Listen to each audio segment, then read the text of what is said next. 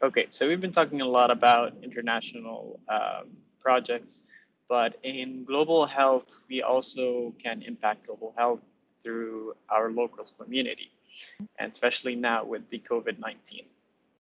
I just want to ask you this question. What has been your role in fighting the COVID-19 pandemic? Sure. So as I said at the beginning, I actually work as a hospitalist, a med peds hospitalist. So my time is split between medicine and peds. On the medicine side, we at TGH have a dedicated COVID-19 hospitalists, a team of dedicated COVID-19 hospitalists that exclusively take care of COVID patients. So I have been on that team. And we alternate. So I've been on that team. When you work night shift, you can be admitting COVID-19 patients basically every other night.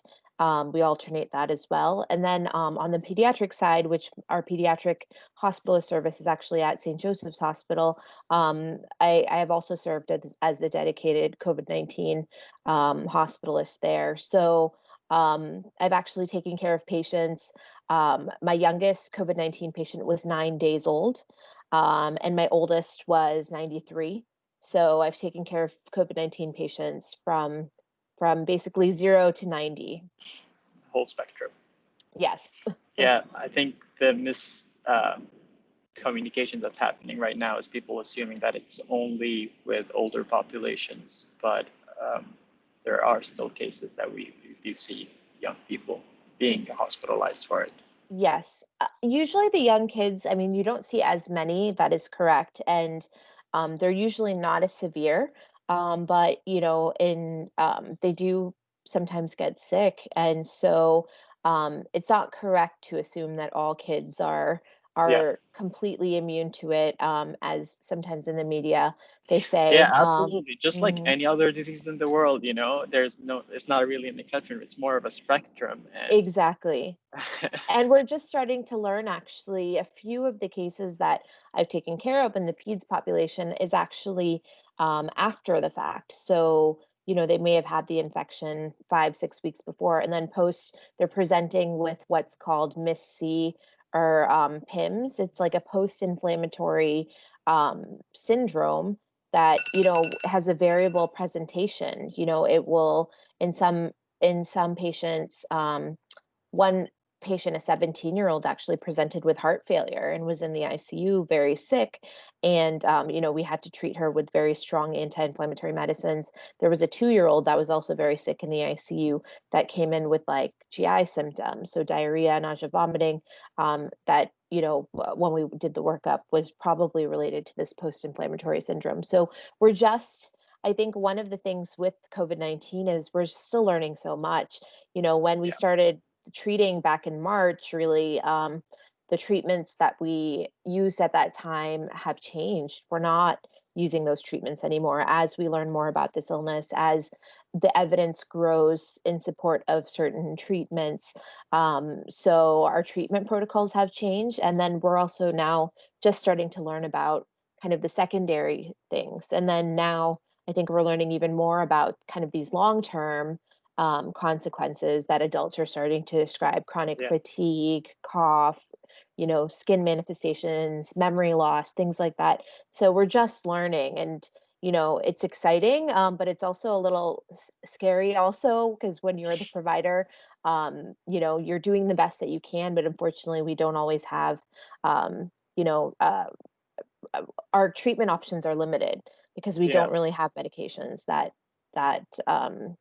I mean, we do have medications that have shown improvement, but nothing universally works, right? We don't have a yeah. And cure. it's still too So early. I mean, the it's studies very haven't been early. really established. Right. And we don't have a cure. And that's what I always kind of preface Yeah, families that have sick family, or families that, their family member, their loved one is in the hospital.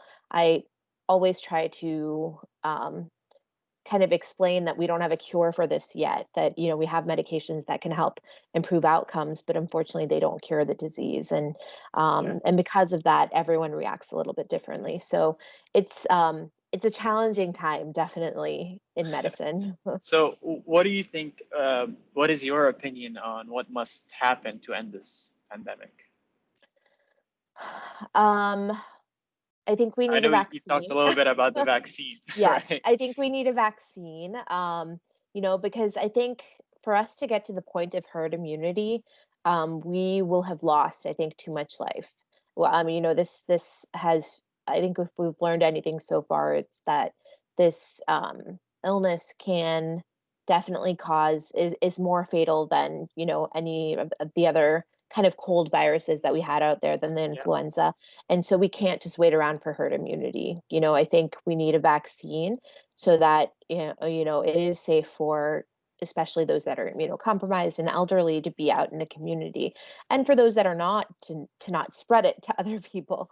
So yeah, I think the vaccine is going to be the main um, important focus. yeah. So, vaccine and I think social awareness is also probably important, where when people are taking care of not spreading all the virus, then that helps a lot from the public health perspective. Absolutely. Yes. So I think right now the most we can do is obviously be careful in who you're interacting with, continue to social distance, and wearing masks. I think, masks have become kind of political objects, but I don't think there's anything political about them. It's science. It's proven to work, and everyone wash your hands. So I think Absolutely. using these simple things, we can continue to try to help prevent spread. Yeah. Well, thank you very much, really. I hope we didn't take too much of your Sure. time. And I really wanted to thank you for sharing all of this information. Of If course. you have like anything else that you would like to add, um, just let me know. Since this is for the medical students, I just wanted to say that, if you are looking into a career that you can travel and kind of work overseas or work in developing countries, or, it is possible. I think, when I was in medical school, maybe there were fewer role models that were doing this type of work. I think now it's a little bit more common that people are traveling more and there are more role models out there, but feel free to reach out to somebody that you see as a mentor in the field. You can reach out to me, you can email me. I think it's important to know that having a career in which you can work on humanitarian causes is definitely something. It's doable, it's achievable. All right. Thank you very much. Yeah, you're welcome.